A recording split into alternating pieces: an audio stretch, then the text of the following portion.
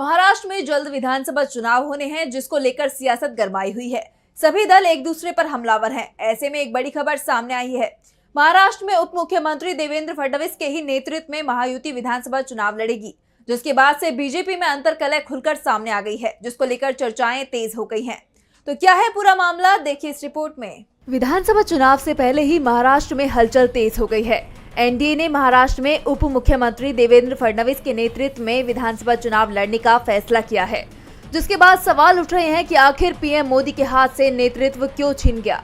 दरअसल लोकसभा चुनाव में महाराष्ट्र में बीजेपी को बड़ा झटका लगा था।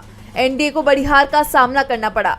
हार की वजह पीएम मोदी को माना गया, जिसके बाद बीजेपी वही गलती विधानसभा चुनाव में नहीं दोहराना चाहती। ऐसे में आगामी चुनाव को लेकर बीजेपी ने अपनी रणनीति साफ कर दी है। अब फैसला किया गया है कि बीजेपी देवेंद्र फडणवीस के नेतृत्व में विधानसभा चुनाव लड़ेगी।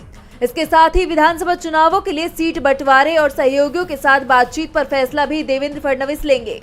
बीजेपी की मुंबई इकाई की कोर कमेटी ने बैठक में इसका फैसला लिया। भाजपा की मुंबई इकाई के प्रमुख आशीष शेलार ने इसकी जानकारी दी।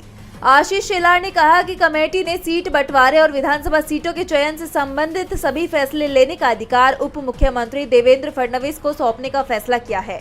मुंबई भाजपा कोर कमेटी की बैठक प्रदेश भाजपा प्रभारी केंद्रीय मंत्री भूपेंद्र यादव, केंद्रीय मंत्री पीयूष गोयल और पार्टी के महासचिव विनोद तावड़े की उपस्थिति में हुई, जिसमें ये फैसला लिया गया। उन्होंने आगे कहा कि सहयोगी दलों के साथ विधानसभा चुनाव की रणनीति और सीट बंटवारा समझौते के अलावा जीत के फॉर्मूले को भी अंतिम रूप दिया जा चुका है।